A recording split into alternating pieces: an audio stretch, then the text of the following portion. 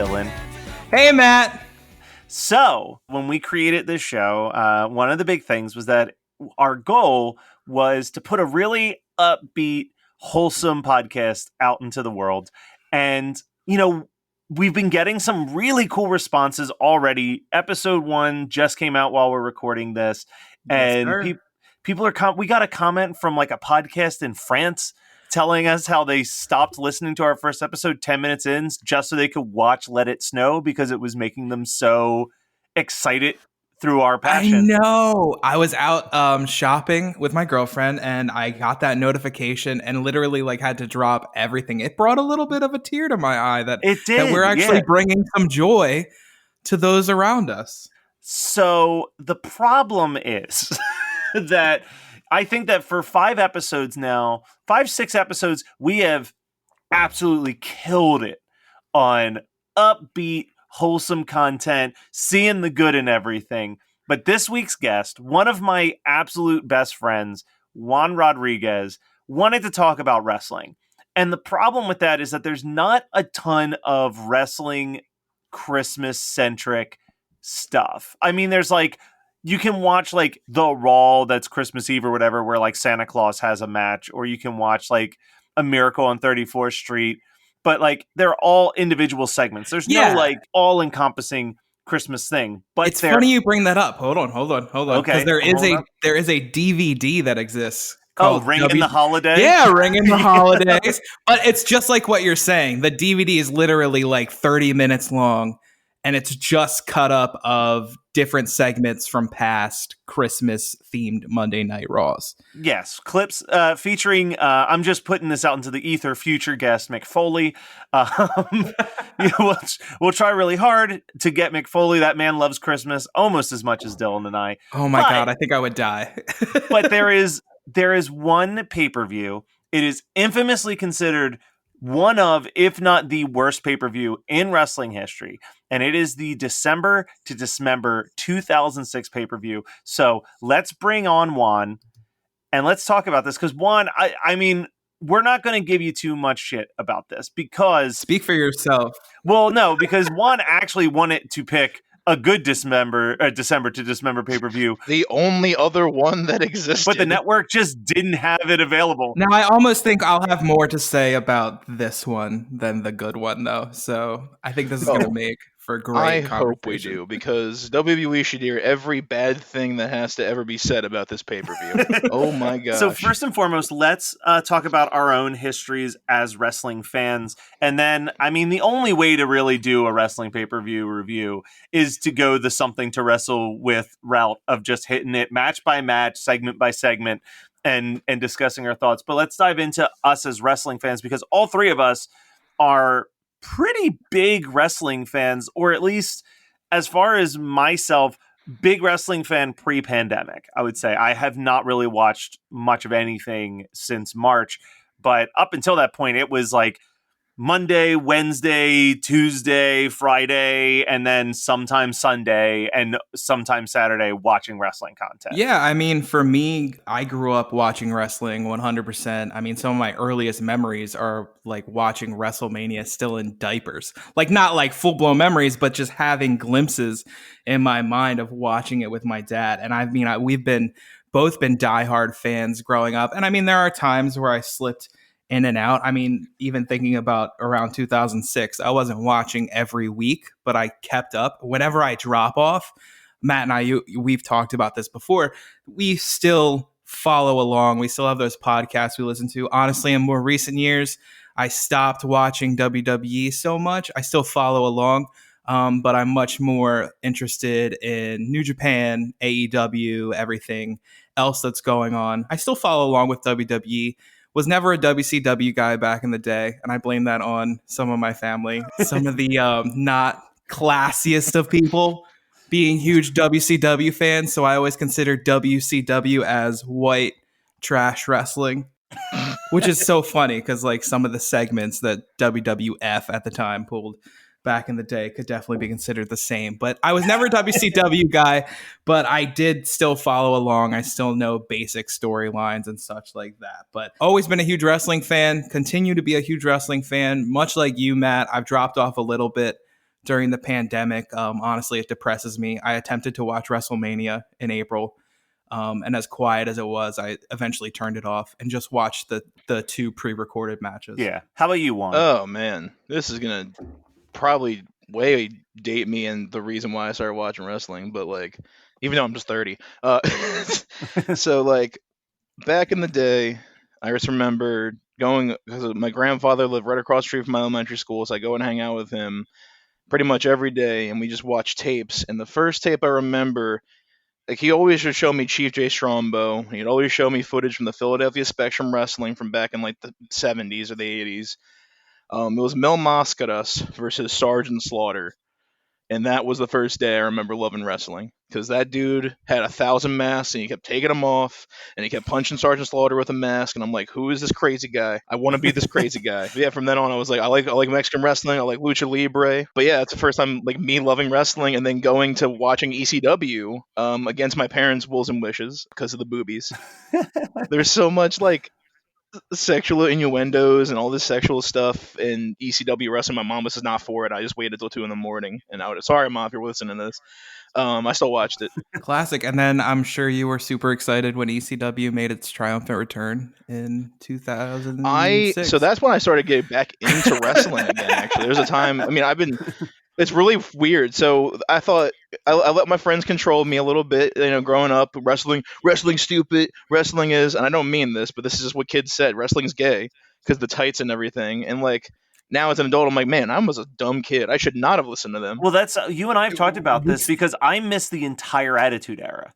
Like I got out of I stopped watching right after that for some reason. I got out of wrestling, like my wrestling, my WWF, and I still love it even though I know it's trash, is the New Generation. I love watching New Generation because that was what I grew up on. Yeah. And then I got out of it right around WrestleMania 10. It wasn't until I was booking shows, honestly, and it was booking like your band and a bunch of other bands where all of the members were like wrestling fans. They were always talking about wrestling when they would get together at these shows. And I felt kind of like out of the loop.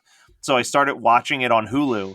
And the first like week or two, I was like, this is stupid. I don't understand the appeal. And then Bray Wyatt came out. And I was like, oh, yeah. You got my attention now. And then I became a fan for probably close to it. I think that was almost a decade now. I mean, taking it back a little bit, you saying you grew up with New Generation, and that kind of steers your interest in wrestling.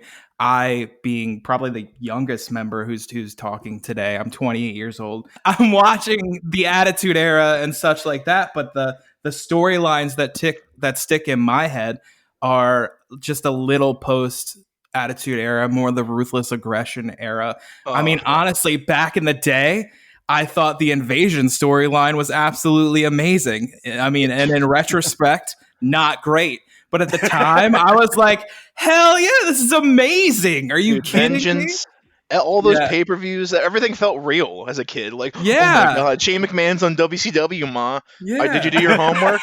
I was freaking out because I was like, tomorrow, WWE could not be a thing. Mm-hmm. Like, it could not be a thing. It was wild. Like, I would go to school like, I don't know what to think, man. People are going to lose their jobs. Dude, but I also love exactly the same. I'm trying to think. Like, oh yeah, like you're saying how like when you first watch wrestling, it kind of caters to your taste today. Yeah, I would say it's 100% true because I love the more technical stuff. That's why I like watching AEW a lot and AAA wrestling and New Japan. But then if I continued watching the Ruthless Aggression era, I'm sure I'd like strong style or big dudes more. Because that's when all right, we did the Attitude Era, that was cool. Now we need big guys again. Bring on Brock. But we forget that at the same time as the Ruthless Aggression era and all that going on, we still had the SmackDown 6 as well. We had Edge, Rey Mysterio, Angle, Benoit, and Eddie and Chavo. On all honesty, though, like I feel like Brock Lesnar's career overshines all 6 of those. Unfortunately, it does. It really does. Like they're all so great, but I think 2 of them are such tragedies, and one's tied to it. 2 of them are tied to a tragedy. Yeah, it's like, but Brock Lesnar, he's big guy, MMA, money. Yeah, for sure. But all right, let's dive in to the December to Dismember pay-per-view. Yes, advertise as ECW, but let's be real. This is a WWE pay-per-view with a few ECW guys showing up. Yeah. And I mean, at this point, we were on Sci-Fi, right? Yeah. For a few weeks. Basically, like what had happened with the rundown for people who aren't familiar. Basically, WWE brought ECW back with One Night Stand a few years earlier, and it was friggin' awesome. All the classic ECW guys. That was not bad. No. The first one, the second one was good too. I mean, I like the deal with RVD and Cena, but that first One Night Stand was so successful that they got it in their heads like, hey, maybe we can make some money off this ECW name. And basically, when they ended up bringing it back, they brought it back to Sci-Fi. Literally, the first thing you see is a zombie coming out into the ring. And I mean, Sandman comes out and squashes a zombie, but at the same time, I think if anything was a sign of things to come, it was that. That first episode was rough. We have these moments of them peppering in both things. So we start off, we've got Joey Styles and Taz on the commentary. Not a bad choice at all if you're bringing back ECW as far as a commentary team. First match, arguably the only legitimately good match in the entire show. Best match on the show, 100%. Yeah, we've got Eminem versus Hardy Boys. I thought you were going to say the dark match. I'm like, I mean, I don't know if anyone watched a dark match, but that was pretty good.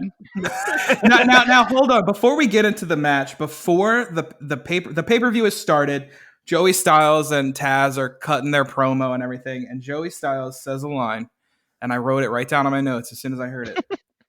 Tonight is going to be infamous for the first ever Extreme Elimination Chamber. And damn if he wasn't wrong.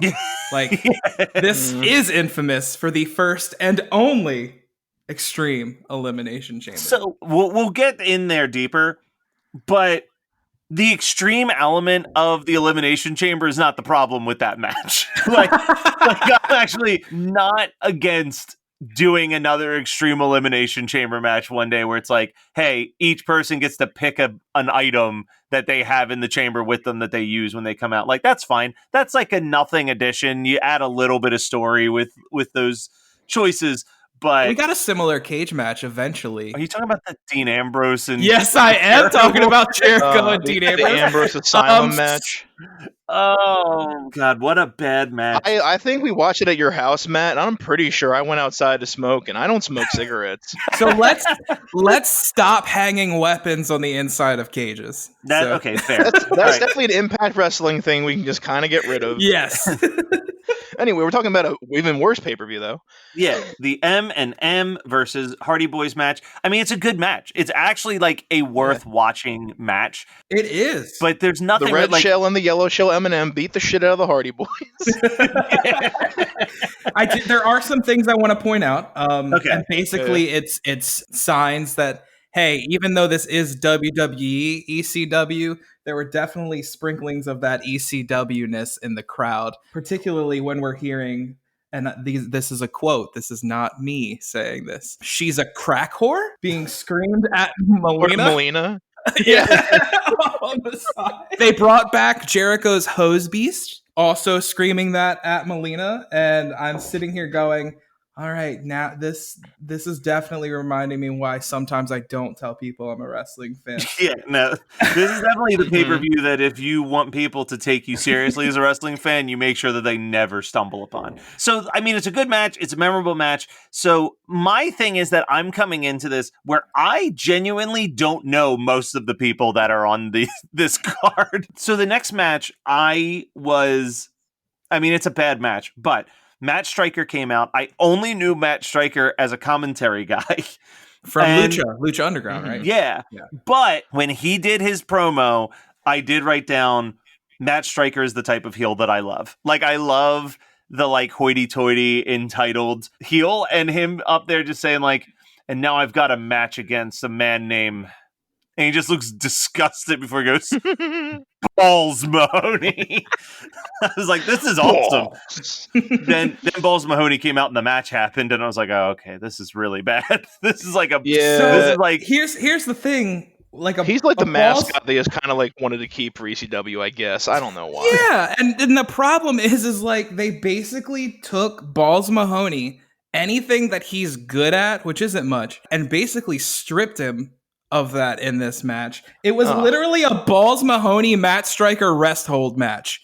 Yeah, It was so bad. Also, it was not a regular match. It was a Strikers rules match. Oh my god! That within it encompassed no gouging of the eyes, no pulling of the hair, no maneuvers off the top rope. Which we're going to underline that real quick. Most importantly, no foul language. Yeah. Now, I'm pretty sure Balls said bullshit right off the bat, so he should have been disqualified by these rules. But no maneuvers off the top rope. I think they could have left that out for this match. Yeah. I think we should have kept some spicy element for this. But the thing is, in this, there's nothing about DQ. Like, you can still beat the crap out of him, I guess. So, like, if Balls is smart, which I don't think he was, I think he just ended up getting weapons and saying, "Oh no, you can't do that in a Strikers rules match." But it doesn't clearly say that. Listen. If Balls Mahoney hit the top rope in 2006, game over. Best pay-per-view of the year. Also, I forgot to rewind real quick. The end of that Eminem Hardy's Boy match was amazing because it was a flapjack DDT that Jeff got out of, and then freaking Matt Hardy did a double neck breaker to a swanton. That was red. This one, not so red. That swanton on the Eminem basically sandwich. Like, I mean, he gave them all of that. And I love, Jeff did an interview a couple years ago where he's like, yeah, I used to protect my opponent, but now when I hit that swanton, fuck him. Like, I mean, he gave them all of his fucking body. And I'm like, oh, dude, the crowd went nuts. They're like, this is going to be a great night after all. And also, this is in Georgia. So I thought this was in Philly for some reason. Just because of that alone. No, we're in Georgia. Yeah. But no, so the end of the Strikers rules match was very, like, for any other wrestler like Triple H, Bobby Roode, I could believe this. Not for this match. He won. Balls Mahoney won with the spine buster. Yeah. Arn Anderson is rolling over in his grave. Wait a minute. Nope. I mean, I'm sure he has one like, ready. So the Matt Striker and Balls Mahoney match is a lot of negative things, but one positive is that it is blissfully short. And we go backstage where we find an unconscious Sabu, probably one of the most iconic ECW wrestlers, someone who absolutely should be headlining the December to Dismember pay-per-view, and he's not going to. Yeah. Sabu is out because he's injured, not because of drug-related incidents again.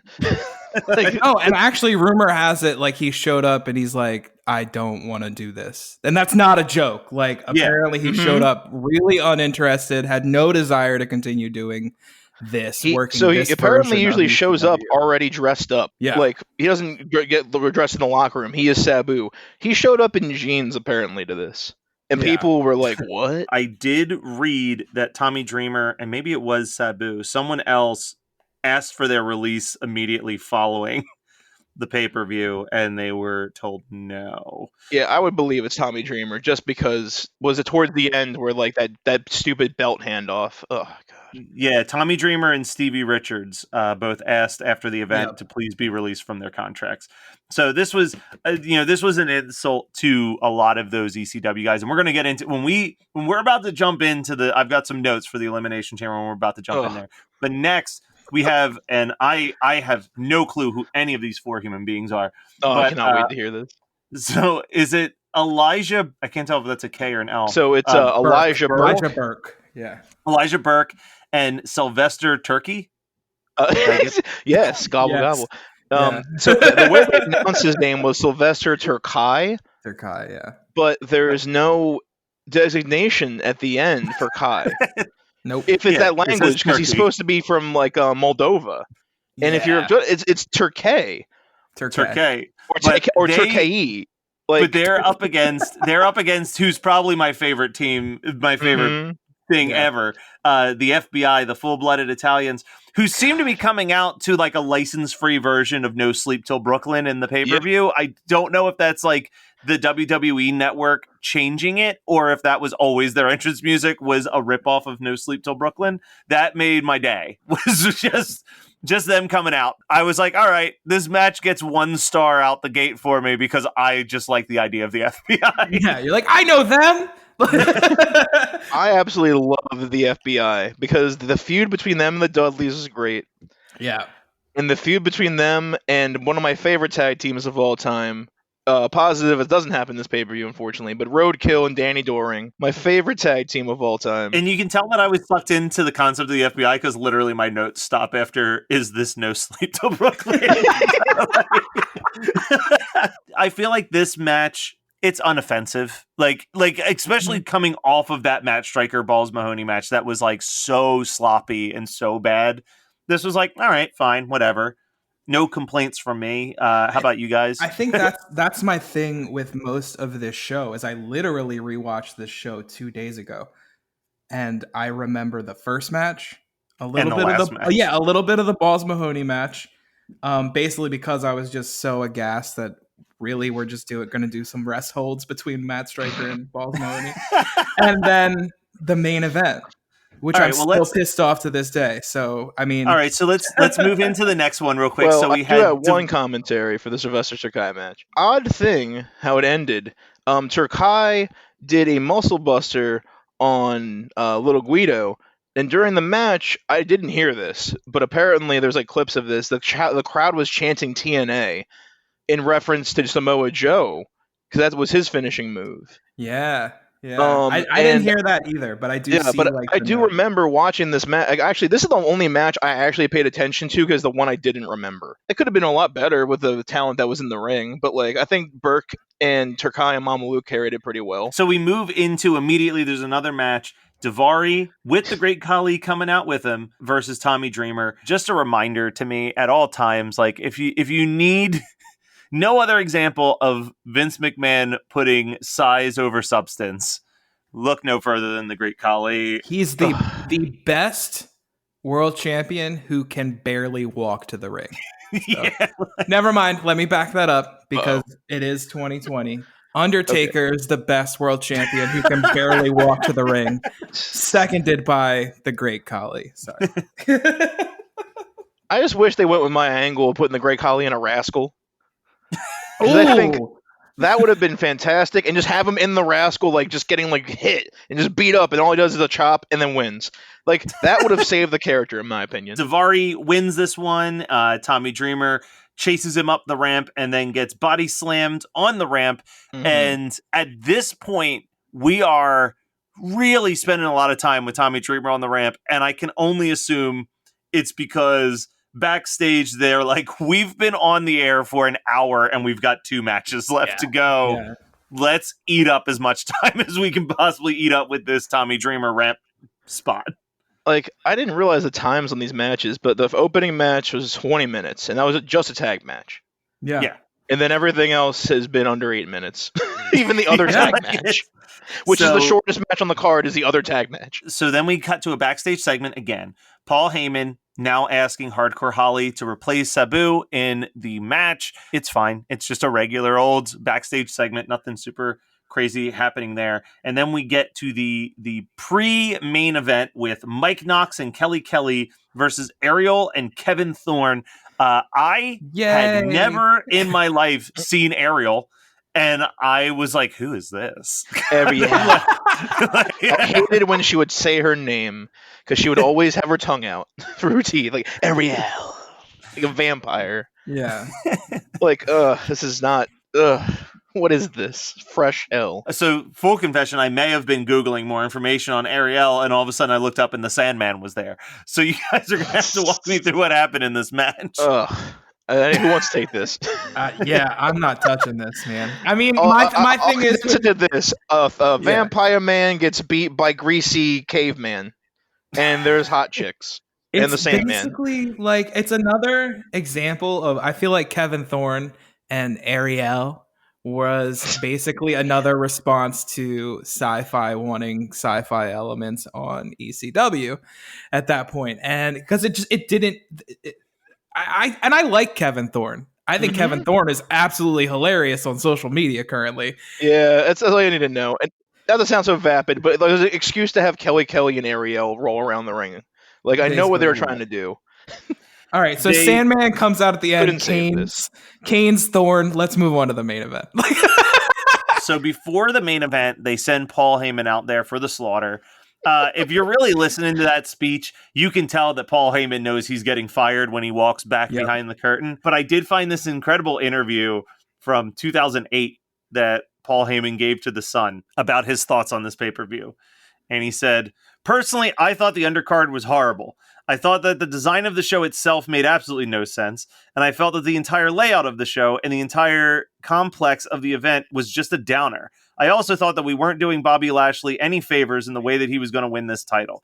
Lashley winning the title, especially if you eliminate Rob Van Dam and CM Punk early, would be leapfrogging all over RVD and Punk. Van Dam was the sentimental favorite, and Punk was the kid that all the crowd was getting behind and wanted to see the upset. If you don't appease to the needs of the audience to see that new hero get crowned like Punk did the week before at Survivor Series when DX let him say, 'Are you ready?' then the audience will feel ripped off. If you don't put the spotlight on Van Dam, with whom the paying customer has taken a long ride back into the title chase, then the paying customers feeling ripped off. My opinion was that we start off the chamber with Big Show saying that he's a 7-foot tall, 500-pound giant, and he's going to mow through every single one of them. And then the first to take him on would be CM Punk. Playing on the fact that the UFC is so hot and in the public consciousness, Punk would choke out Big Show in the very first round of the Elimination Chamber in 4.5 minutes. Now your champion is out, and you know that for a fact before any two contenders lock up that I'm going to get a new champion at the end of this match. Then the first guy to come out after Big Show versus Punk would be Van Dam, and you let Van Dam and Punk fight it out, and then you start feeding them the heels. Vince hated this. He especially hated the fact that Big Show liked the idea so much." Well, I mean, Big Show was on his way out. So, Yeah. I mean, This is the heaviest Big Show we'll ever have right before he leaves. that would have made this better, for sure. Yeah. Well, and that's... I didn't know that, and I'm like reluctant now. Yeah. And then there's a continuation of the quote that I want to get into, and then we'll break down the pay-per-view because he has a lot of he has a lot of praise for Big Show. He says, "Big Show is so underappreciated in the terms of how smart he is when he comes to the business and how willing he is to constantly make new stars. Vince wanted all the baby faces out of the way for the spotlight to be on Lashley and for Lashley to do a Goldberg-esque 2-minute squash on the Big Show. At that point, not only did I realize that this was going to suck, not only is everyone going to throw this back at us and that this show is going to run short, and during the show, I pointed all this out to Vince, which just angered him even more. He didn't care. His attitude was, when this broadcast is over, people will see a new champion and they'll have a new hero and they'll just have to be happy about it. When I went to Vince right before I went out there to introduce the chamber, I pointed out to him, Vince, this show is horribly short. I had this idea of getting 15 minutes out of the crowd, but Vince said, no. Just go out there, make your quick point, and introduce the chamber, which is why when I went to the ring, I made a statement that ECW would live long after I'm gone, because I knew either when I went back into the dressing room or within the next day or two, it was time for me to have to leave." So I think Vince's response is very telling, and I mean, it's no secret to us. And I hate to bring this up, really do, because the man with Paul Heyman right now currently is doing the best work of his career. Let's just take it a few years back to Roman Reigns winning the Royal Rumble. Yeah. And basically the same thing is Vince basically told the audience, we're going to have a new guy at the end of this. And you know what? The audience, they're just going to have to be happy. And damn it, were they not happy? No. I was there for that crowd. And yeah. Oh my goodness. So if you remember that Rumble, though, they were not doing themselves any favors. I believe you had, that was the year that Corporate Kane came out and basically just like kind of dumped Ziggler over the edge, just started dumping people over the edge. And I mean, they did not set themselves up for success at all. And I will say the following year, as much as people like to dunk on Triple H, one of my favorite moments in recent memory is when Triple H dumps Roman Reigns and then tells him to suck it. Like, I fucking love that moment. He just dumps him, gives him the suck it sign. I pop hard. The Extreme Elimination Chamber happens, and the match kicks off with RVD and Hardcore Holly. And you know, it starts off really strong. Honestly, it's like, all right, these are two guys. They know what they're doing. They're masters of their realm. In comes CM Punk. It's like, okay, this is going good. This is going good. Test comes in, and this is where things start to fall apart a little bit. RVD eliminates CM Punk. Yeah. That's a hard one. I mean, honestly, if I had to vote anybody eliminating anybody, I guess, like, as I would prefer if CM Punk had eliminated RVD. If I had to choose one or the other. I don't know. What I don't want to see happen is Test eliminating anyone, because never in my life was I ever like, you know who I want to see? Test. I actually loved Test growing up. Really? And the reason being is because on Velocity, he was allowed to do a lot more than on TV. Yeah. And that's where the tag team with him and Albert, and when Trish was on and off their like manager, which I think it wasn't Trish after a while, it was someone else, like Kat or someone else, I can't remember, Tori Wilson maybe. But like it's the TNA group was great, or whatever they were called at the time. I can't remember. It was TNA. Yeah. What it was? All right, yeah. It was, and I loved his theme song. It was so catchy. It was just his name over and over again, but it was so neat. I gotta stop you because the way you just described while you liked Test, I could, in my head, I was hearing it in a Donald Trump voice and it was making me laugh so much. Like, he had a great theme, his name, just a bunch of times. It was great. It was great. Says his name over and over. He's a big guy. He comes across the top rope. I was flabbergasted. I'm like, I remember this dude like just getting hit, going over the rope, staying on the side, like doing a punch or a kick here and there. Yeah. But no, like him and Sean Stasiak had a great contest as a kid, and I was like, all right, I like Test, but then didn't do any of that. Well, I was a Test fan, and he did none of the things I liked. I'm not arguing I'm not arguing Test's like ability to work. I'm arguing but at the time, I don't. I agree with you. I would not want Test to win. I don't care. Like I don't. The most I cared about Test, like literally, the most I ever cared about Test was when Triple H forced Stephanie to marry him. That's the only time I was ever like, woo, Test. So speaking of Test and all the ways that he sucks, he then immediately back to back eliminates Hardcore Holly and RVD. And then we get there are times when this happens in wrestling matches and it can be used as something truly great, or it can be where I'm hitting the 10-second skip ahead button a whole bunch and it's no one else in the ring and they're just kind of standing there waiting for someone to show up. Yeah. And like, CM Punk, unfortunately eliminated, had a great example of how you do this properly in the Royal Rumble, where he just kept grabbing the mic and cutting promo after promo after promo as he eliminated people. Test doesn't do that. Test literally just starts walking around taunting the different people in the pods, which are just two people at this point. So there's like not a lot to be done. And the crowd is really letting him have it with a whole lot of bullshit cheers. Maybe one of you guys can explain this to me because I don't understand, but apparently Paul Heyman in storyline did not want Lashley to be involved in the match, but Lashley bursts out the top of the cage and gets into the match anyway. I mean, at this point, Heyman was playing a heel, even though like nobody's going to treat him as a heel in ECW. Yeah, it didn't make any sense. Allegedly, the chamber door was not properly adjusted and it wasn't opening right, but it was a part of the storyline, or they added it, well, either way, that Paul Heyman's security force bolted the door shut. That's why Lashley couldn't get out. But apparently he literally could not get out of the pod.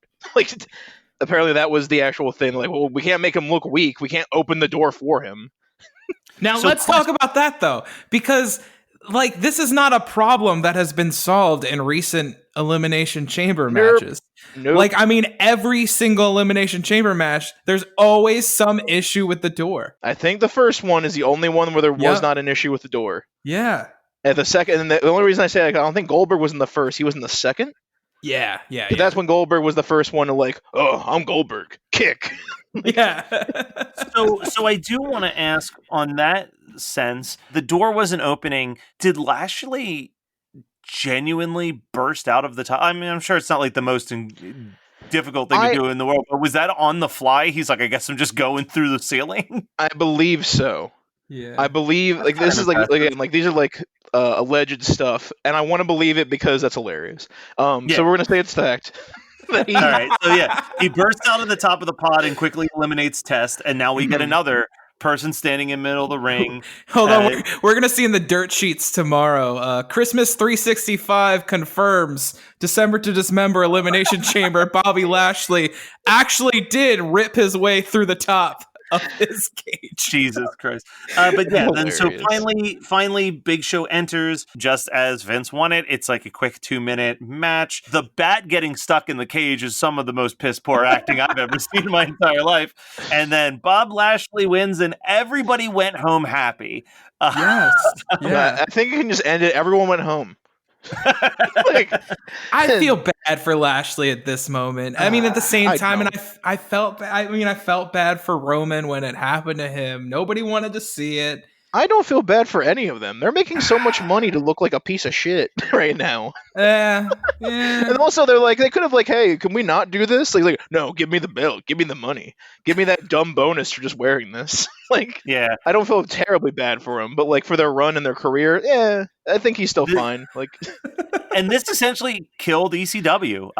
They never did another pay-per-view branded as ECW ever again, because it was definitely the fact that it was ECW that was the problem. Yes. Not the booking or the writing staff or all of the. No, because I mean, could you imagine if they did it right and they with Paul put the Fitch? new So yeah, and they like, so we had like the ECW new breed at the time, which involved like Elijah Burke and CM Punk. If you did ECW like NXT, like you have this new breed of talent, oh my god, it would have been amazing. Yeah, I mean that's what Paul Heyman's so good at too. Yeah. It's like his biggest skill is looking at potential and figuring out how to mold that potential into perfection. That's exactly what you need him to be doing in ECW in 2006. And like throwing him fucking zombies and vampires in the Big Show is not what he needs to be doing at that time. And so what's funny is what this all eventually led to. I mean, it eventually led to Vince McMahon winning the ECW championship. I was actually in attendance during an ECW. So the way they did ECW, for those listening who aren't familiar, ECW came on live at 10 p.m. on Tuesday nights, and they filmed SmackDown before SmackDown went live. So I was in attendance basically for the SmackDown, which means I like suffered through and sat and watched the ECW.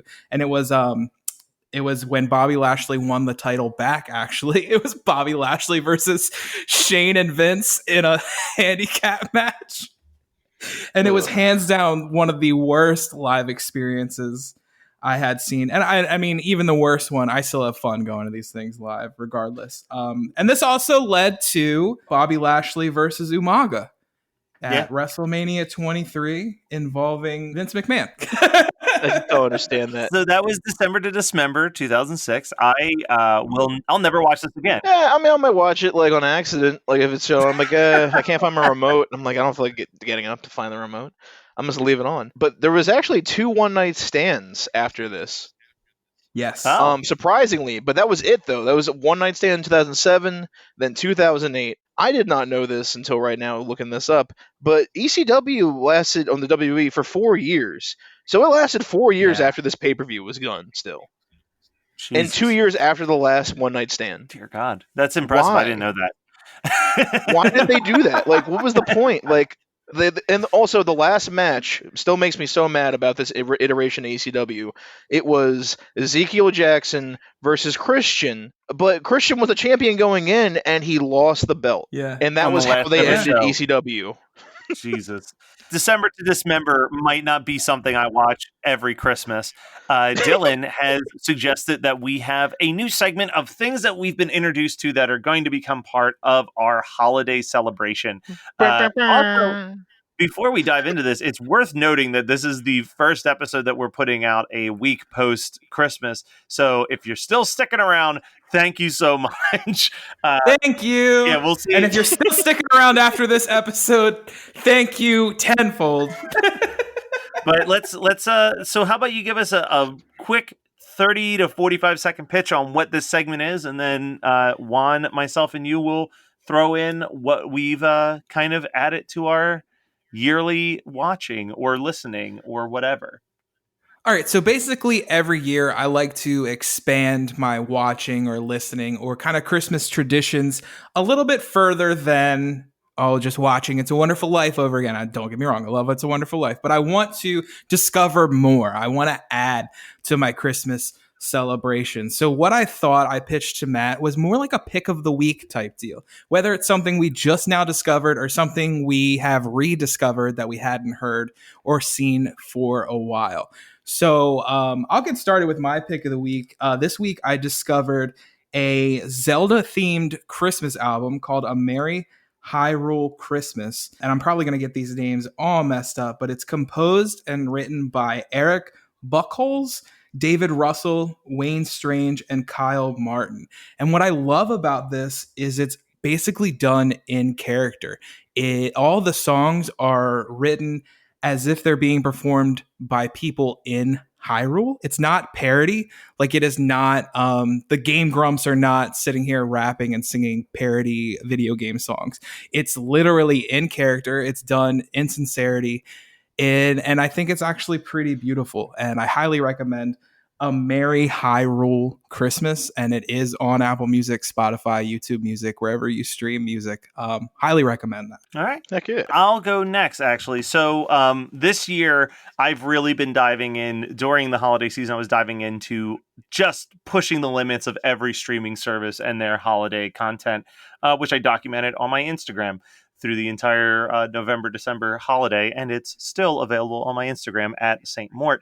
The one that really jumped out at me, because I'd never seen it, I'd always heard about it, and I loved it, was the Jonathan Taylor Thomas classic, I'll Be Home for Christmas. This was my first time watching it, and I really enjoyed it. Like, I was like, I will absolutely watch this every year. This is so fun. It's so 90s. I mean, it's like maybe 5 minutes into the movie when the bully shows up and he's just blasting I Won't Be Home for Christmas by Blink-182. So, I mean, it won me over right then and there, honestly. The only thing that shocks me about your pick, Matt, is like, I've always loved this movie. This is a favorite of mine and my dad's. We watch it every year.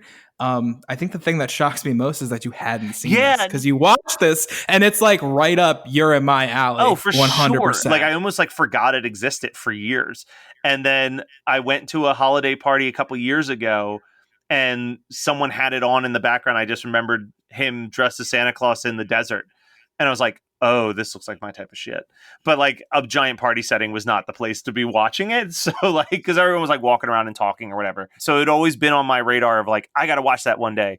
And then when I saw that it was on Disney Plus this year, I was like, this is the year. This is the year that I watch I'll Be Home for Christmas. And I loved every second. All right, JTT, you finally got me. And Juan, how about you? So, does it have to be Christmas related, or could be anything? We'll say holiday centric. Or sorry, holiday. Yeah. Celebrate.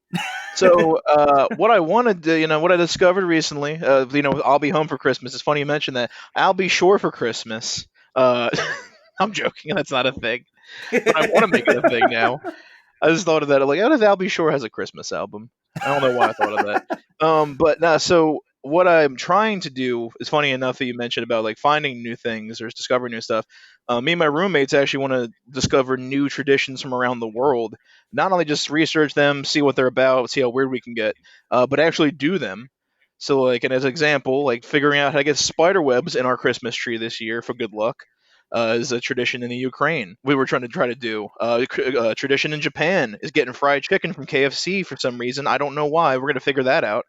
And either get a bucket of KFC or make it ourselves. Like, just fun little stuff we're going to try to do for each little tradition there. That's really cool. And as I inherently feel the need to put people over all the time. I think you might be interested in, there's another podcast out there called Weird Christmas. Ooh. And it talks about like the strange Christmas traditions of people around the world. So highly recommend that too. There's a second pick of the week for me. Sorry. But I think it plays off of yours. Yeah, that's fantastic. Thank you for that. Well, Juan, thank you so much for joining us. Where can people go to check out all of the wonderful things that you do? Because I know you as a musician, first and foremost, but you do a hell of a lot more than music. You do music. You, for a while, were doing a podcast. I'm not sure if that's still happening, though. Yeah, so I was doing a podcast with my bandmate Luke Eccles from Sunblind, called the Bread and Butter Boys. We were a live weekly episodic podcast. Right now we're on hiatus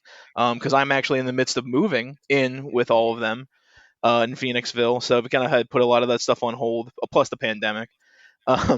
I mean, the pandemic wasn't stopping us from making live shows, but we've been getting busier since things have been, adjusting and opening up. But Sunblind, you can find us on Bandcamp. I'm still working on another side project with some friends of ours from other bands that Matt's familiar with. That is, we're actually going to be working on demos here shortly for that. And this whole project we're doing for the Christmas traditions, that will most likely be documented as well on my, I think next week I'm going to make an announcement, but I'll just say it here since I'm not sure when this is going to be released. It's most likely, it's Papa Juan, will be available across all platforms. It's just me being goofy and literally everything. So it's just a bunch of chaos, and I just put it on online for everyone to enjoy. I stream, I cook, I do a bunch of stuff. It's going to be great. I'm excited. A lot of people involved in that too. I'm really excited to get that out finally. All right, awesome. Thank you so much, Juan. I feel like you've been working on that for almost as long as I've known you. So it's a long time coming. It's going to be neat getting that out in the new year. All right, well, guys, that was and girls. I shouldn't be sexist. That was a very merry WrestleCast. Yeah. If you've been sitting there and you thought to yourself, man, I really like the first 5 episodes of this show. It really went off. It really lost me. Don't worry. We'll be back to talking about things that you love in the very near future. Obviously, we've already said we're going to be talking to someone who starred in a Hallmark movie pretty soon. Ooh. We're going to be talking to someone about their holiday traditions in Norway. And as promised a couple of weeks ago, we're going to watch 2019's Last Christmas with our friend Joe, and we're going to talk about it. So strap in for that, because that'll be an interesting conversation. So I am very excited because when it was mentioned originally, I think I mentioned on that show that I had not heard of it. But then I saw ads and I was like, wait a minute, I do remember this a little bit. And it popped up in my head. I'm like, that's the Dragon Girl. Yeah. I was never a Game of Thrones watcher, but that's the Dragon Girl. I know. And I do want to say, for those of you who have stuck with us this long throughout this episode, you should actually appreciate that we talked more wrestling and less December to Dismember. So you're welcome. All right. Well, we'll be back with another one. And Dylan, Juan, happy holidays. Happy holidays. Thanks for having me, guys. Now we won't stop till the big ball drops on New Year's. Happy holiday. Have a great holiday. Have a merry happy holiday.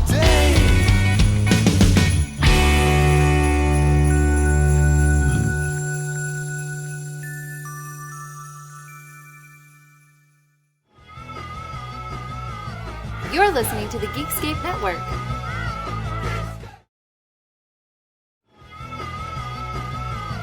You're listening to the Geekscape Network.